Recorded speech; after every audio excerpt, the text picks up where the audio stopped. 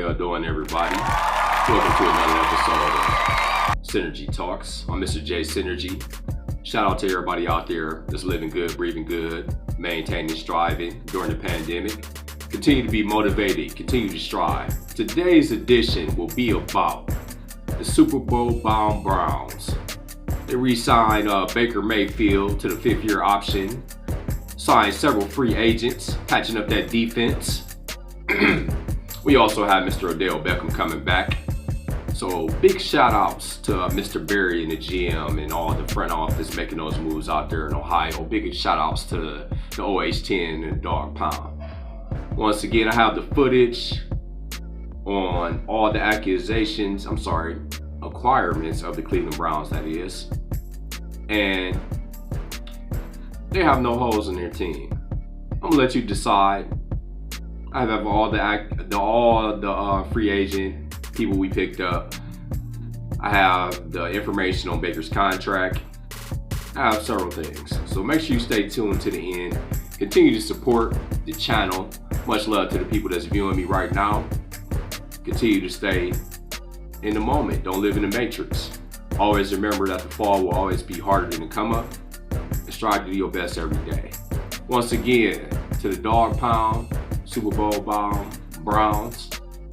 Browns going to the Super Bowl this year. The best team on paper. And they coming back with the same coach. So let's get it. Check out this video. Like, share, subscribe, support.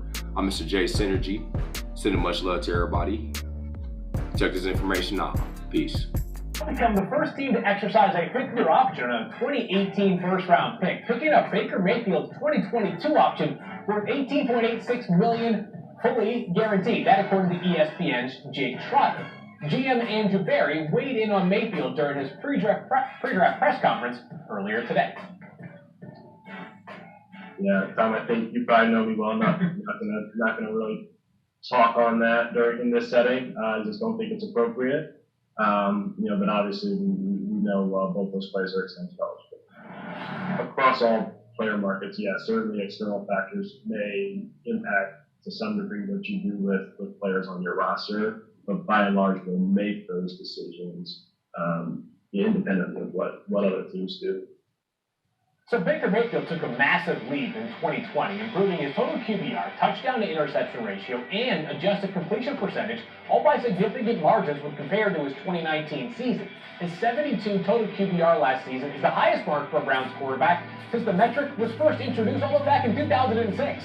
And he had the 4th highest increase in QBR of any quarterback to play in both 2019 and 2020. Mina, we'll start with you again. The 5th-year option is one thing, but is the next step for the Browns to give Baker Mayfield an extension this offseason? I think they can wait. There's no rush, Field. As you just pointed out, Baker did take a tremendous leap last season. After having a pretty rocky start to his career, he came out as a rookie, was incredible, then took a step back, then with the arrival of Kevin Stefanski, the firming up of the offensive line, took a huge step forward. There's no reason why Cleveland can't wait and see if there's some consistency on a year-to-year basis. I think sometimes we put too much stock into getting out in front of other contracts, when in reality it's like, okay, are we going to save $5-10 million? Why not have the certainty? And by the way, I don't think Baker Mayfield would mind, because then he gets to see if the cap goes up, which it probably will. He gets to have the Lamar Jackson and Josh Allen contracts, one or the other, potentially come in as well. And this is a guy who's bet on himself his entire career. I don't see why he would have a problem waiting another year and doing the same. I think it could be the best option for both sides. Yeah, listen, initially I thought, this would be a great thing to do for the Cleveland Browns if they got ahead of Josh Allen and Lamar Jackson as far as getting Baker Mayfield locked up, because we know the cost of what those two quarterbacks are going to be. But I think, when we had discussion in our production meeting, one thing that Phil Yates brought up was, we don't even know what the cap is going to be next year. We know it's going to rise, but we don't know how much it's going to rise. So if you're looking at it from that perspective, I think for both parties, it makes a lot of sense to just sit back, wait, and let the dust settle as far as the salary cap is concerned. Because if Baker Mayfield goes out here and have another good season. That's a good problem to have if you're the Cleveland Browns. We're seeing a theme of patience around the NFL. As I mentioned, Baker was the first 2018 first-round pick to have his option picked up, and it's April 23rd. Some context, the Saints got things rolling last year on March 16th, over a month earlier in a different calendar year. And I've heard from NFL teams that patience could be something you see, and I wonder if maybe what has happened this offseason, Mina, could be instructive. We've seen both Carson Wentz and Jared Goff traded not long after they were both signed to mega extensions. I don't want to say that Baker Mayfield's trajectory is going to be either of those players, but is there something to be drawn from how those two scenarios concluded? Yeah, I completely agree. And I remember when the Wentz deal was signed, Field, it came in ahead of Jared Goff that summer, and it was applauded. The Eagles were applauded for getting out ahead of Jared Goff. Now, obviously, in retrospect, they regret it immensely and have had to eat a ton of dead money because of that deal. And look, Dak Prescott won his negotiation with Dallas, and I think they had enough evidence to pay him earlier. But at the end of the day, they got their guy, right? He is a Dallas Cowboy for a long time. Everybody's happy there. I think generally with these quarterbacks, it is okay to wait, even if, as in the case of Dallas, you end up paying a little bit more at the end. I feel like paying a premium on quarterbacks is always worth it in the end, as you just said. So, Matt, separating just the quarterback part of the conversation, what have we learned about Baker's option, I should say? What have we learned from the way the Browns have handled Baker, just in general, from a roster construction standpoint? Yeah, guys, I feel like the Browns, and I can't believe I'm saying this, are the blueprint right now for how you handle a quarterback, especially one who maybe struggled in his sophomore year. They went and hired a head coach who runs a perfect offense for Baker Mayfield. And we saw him do it with a similar quarterback in Kirk Cousins with the Minnesota Vikings. They drafted Jedrick Wills. They signed Jack Conklin and Austin Hooper. They really built a team around Baker Mayfield that could support him. So I think one thing that we didn't see the New York Jets do, and I understand they want to get Zach Wilson in there, we didn't see them really trying to build around Sam Darnold. We saw the Denver Broncos last year try to build around Drew Lock. We'll see where that goes this coming season. But I think the Browns right now are really a great blueprint, Damian, for go get an offensive-minded coach who can run a system that fits this quarterback that you invested a first-round pick in 2 years ago. And, as I know you will appreciate, give him an offensive line that can just protect him for 4 seconds so he can make some things happen. Matt, stop preaching that gospel here on TV, talking about the offensive line. But listen, the fact that we're talking about the Cleveland Browns organization being the blueprint is crazy in and of itself. But they're absolutely on a roll right now. The Browns on a roll. Not things we often say during this time of the NFL calendar. A new day is clearly upon us. Our NFL war rooms continue leading up to the draft. 3 weeks from Thursday, we are on to the Cleveland Browns. We signed John Johnson III for 3 years and about $34 million. The safety, also cornerback Troy Hill, along with a re-signing of Rashard Higgins. So let's break it down. We've got former Brown draft pick Brady Quinn. We also have Pete Prisco with us. Brady, how do you think they've done in free agency so far? I think they've done well. I mean, look, this is a roster where they've drafted well, they've developed well. In previous years, I think they've done a good job in free agency. So I don't know that they had a ton of work to do. You kind of forget they've battled through some injuries too, in particular on defense. So really, when I looked at this free agency and you look at the roster, going, there's not really a whole lot for this team to do other than carry on what they did from last year and then build upon that. And that's going to be the biggest thing is how they go about doing that in this year's draft. Because as far as their starters, their frontline guys, there's not necessarily a ton of holes in this roster. It's really more building for depth. Yeah, and I think they did a nice job in free agency of really upgrading the secondary. John Johnson's a good player. You get Grant Delpit back there. You got a nice 1-2 punch. And then the quarterback position, Troy Hill comes in from the Rams. You add him to, Ward and Greedy Williams, and all of a sudden you look at that secondary, they're going to be much improved.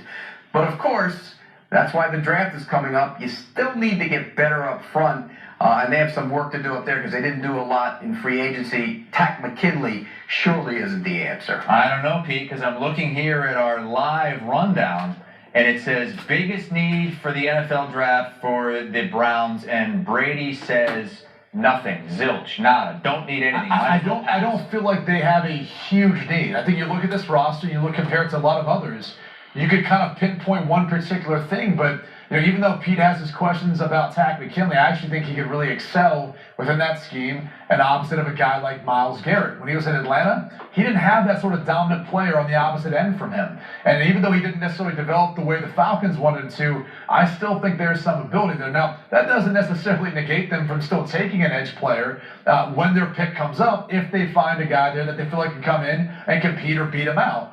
But if I'm looking at this roster right now, I don't see any glaring needs. I think you could say, all right, if you don't believe in Takk McKinley, sure, go with an edge player. You could look at their linebacking core. You could say, maybe we can upgrade there. But that's the reality. With what they did in free agency, as Pete just touched on, and getting a guy like Grant Delpit back healthy, I don't see them necessarily having any glaringly obvious holes on this roster. Pass rusher.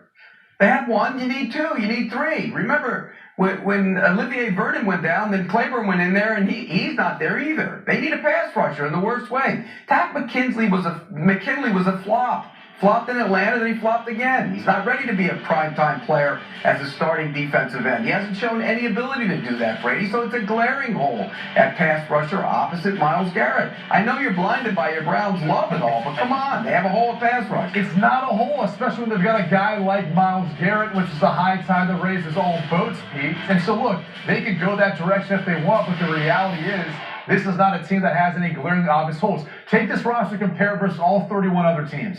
You tell me how their roster looks compared to everyone else. It's a really good roster if everybody's healthy, with one exception. They don't have a pass rusher opposite Myles Garrett. They've got one of the best pass rushers, though, and that's why, again, it's not a gaping hole. They've got a guy who's done it before and should be able to potentially excel, I think, in this scheme with this team. All right? Ryan, it's not a gaping hole stubborn. like Pete likes to talk about. Ryan Wilson does have You're them stubborn. taking an edge, Pete. Carlos Basham Jr. is Ryan Wilson's pick in his latest mock draft. What do they do with pick number 26? Because you can't pass. I guess you could trade down and accumulate back out of more it. picks. Yeah, and again, they're in that spot in the first round. I believe Jordan Love was taking the 26th pick. And so you very well could see them trade out, try to accumulate some more picks and build, because I don't know how many frontline guys or even edge rushers that they're going to find that are going to come in and do a better job than maybe Takk McKinley can right away. Whether it's Basham, Greg Russo, who took off this past year, looked a bit sluggish on his pro day, even though his 2019 tape looks phenomenal. Edge would be one spot I'd go, or best player available. And so if you feel like Greg Russo's that guy, sure, but there could be some rust there. It at least appeared that way from his pro day compared to what you saw in 2019. The guy I really like, though, is Jeremiah Owusu-Koramoah. Not because he's a Notre Dame alum, because I think he gives them an upgrade and a hybrid player and kind of a chess piece they can play within that defense because of his athleticism, because of the way he can play on the edge, both rushing and in coverage. He is one of those chess pieces that defenses are trying to find that can play a multitude of roles. Pete, I know you like him as an option for the Browns as well. Yeah, again, the versatility it's amazing. And the way teams are playing nowadays, you'd love to have that hybrid guy. And, when you look at what Jeremy Chin did last year for the Carolina Panthers, I think he can do that for the Browns. He can play a hybrid role. Remember, Ronnie Harrison was there last year and kind of played that role a little bit for them, but this kid would be an upgrade. But again, I go back to the edge spot. I see if you're sitting there at the back end of the first round and one of those pass rushers, whether it's Jalen Phillips or Greg Russo or even Carlos Basham is sitting there, you have to take him. And I know Brady is serving as the agent for Takk McKinley, but the guy has 4.5 sacks in the last 2 seasons. He doesn't cure your problems. I'm not saying he does, but you're not betting on a rookie you're taking at that point either to be able to cure it. This is not a great draft class for edge rushers. You of all people should know that, so Pete. So I'm not sure that's what you're going to be best suited going with an edge rusher in that spot. I'd rather go with a linebacker who I think is a plug-and-play player, which might be even more of a dire need when looking at this roster, as opposed to the edge. Whew, I just don't get it, Brady. You said they have no holes. I pointed out a glaring one, and you're pushing back on me. Yeah, because I don't believe it's as big of a hole as you're making it out to be. If a guy has 4 sacks in 2 seasons, is he a good player? Has been healthy the whole time? Was it a functional situation there in Atlanta? Who was opposite of him? Pete Rushing, that really took the pressure off of him. Well, Atlanta needs edge rusher, and they set him free. So that gives you an idea of what he needs. Atlanta to needs a lot of everything, don't they, on defense? Well, yeah, and by the way, the Browns don't need anything. The roster's stacked Hey, roster. Pete, when you look at days 2 and 3 and potential targets for the Browns, who are some guys that they could be looking at? Well, I'd like to go pass rusher, but I don't want Brady to jump all over me. Joe Tryon from Washington would be a guy. Yeah. More pass rushers. The more the merrier. I'd get 3 or 4 of them in this draft if I were them. No, you can never have enough pass rushers. Joe Tryon's one guy. Tyler Shelvin's a defensive lineman from LSU. Again, Andrew Billings is coming back after opting out. So he could be in there in the mix as well. Chris Rump from Duke down the road. And Patrick Jones, another down-the-line pass rusher. Get as many as you can. Get 2 at least in this draft and try and fill that spot opposite Myles Garrett. Yeah, so I kind of see this a little bit different. You know, again, I don't think it's as big of a glaring need as Pete likes to portray. I think one of the reasons why you saw this team take off last year was the protection of Baker Mayfield. Because, let's be honest, their defense wasn't that great last year. It really came down to their offensive production, running the football, and the upgrades they made with Jedrick Wills and Jack Conklin. And so my biggest concern is, let's add some more playmakers. Let's add some depth, too. See if you can get a speedy wide receiver as a playmaker like Elijah Moore. See if you can get an offensive lineman to add some depth there at the tackle position in case you do have an injury and you're not that lucky. I view the linebacker position as more of a weak spot here. If you can find Baron Browning or Nick Bolton or both in kind of those mid-rounds, they would be able to serve this defense well, I think, with their run playability, also with their athleticism, running sideline to sideline. So, again, I'm not really with Pete in regards to the edge being as big of a glaring need for this team. I think they're pretty well stacked, and we'll see how it plays out this year. Because remember, Pete's not the guy who picked this team to win 10-plus games this past season. That was not Pete Prisco. It was someone else. Pete, what did you have him going this past season? But, by the way, that was 2 years ago you picked them to win 10 games. And how many did they pick up with this past 2 year? years ago. How many this past year? 10. Okay. Is that your pick this season as well, 10? We'll So see now when the schedule comes he's out. 1 for 2. We'll see when the schedule comes out. Might be 17-0, Pete. Hey, it's better than 2-9 that you've predicted. So, Pete Prisco, Brady Quinn coming back as we continue our war rooms here on CBS Sports HQ for the Browns. In the AFC North, plus 180. Looks like they're a shoe-in to make the playoffs, or at least close to the expanded playoffs. Minus 175 there, but to win the AFC 11-1. Looking to take that next jump. I know that if I ever reach that my max potential or get back there like I feel now, man, they say the sky's the limit, but it's probably higher than that. They got a great team. They got some winning team. You saw they won 12 games last year, right? More than what my team I played for won last year, I think. Davian Clowney is all smiles, and he's a Brown. The free agent defensive end will make up to $10 million, a source telling our Adam Schefter. The Browns will pair Clowney with all-pro Myles Garrett to chase quarterbacks and maybe get deeper in the playoffs. The #1 overall pick in 2014, Clowney hasn't always played up to his potential, and he's also dealt with a myriad of injuries. Max, should the Browns be the favorites in the AFC North now? Yes, they should be, and I realize we're talking about this before the draft, and it's a competitive division. I'm talking about right now, Stephen A. Right now, before the draft, the Browns should be favored. They're a double-digit win team. Came up in the world, won games they needed to win late, even when they lost to Baltimore. Stephen A., that was a back-and-forth game. When you look at the Browns, where's the weakness exactly? Baker Mayfield, the former #1 overall pick, didn't look great early on in his career because he played for 4 head coaches in basically 2 seasons. As soon as he got a head coach that was right for him, he had a very good season last year. And you look around, he has weapons everywhere on offense in terms of guys to throw the ball to, and that's without Odell Beckham Jr. Now, I've been on the record, Stephen, I think Odell and Baker are best off apart from each other, right? They'll both be more productive. And the Browns are listening to offers for Odell, and maybe they'll get some good stuff for him. God forbid he should simply return to the Browns. And now Odell is out on the field, yet another weapon for Baker if they can figure that out. And I didn't even mention the running game. The running game is dominant behind, with 2 great backs. Stephen A., the reason for that is not only that the backs are very talented, they have the best offensive line in the business. Pro Football Focus ranked them #1 pass blocking and run blocking, right? #1 in the league. The Cowboys' offensive line isn't what it once was.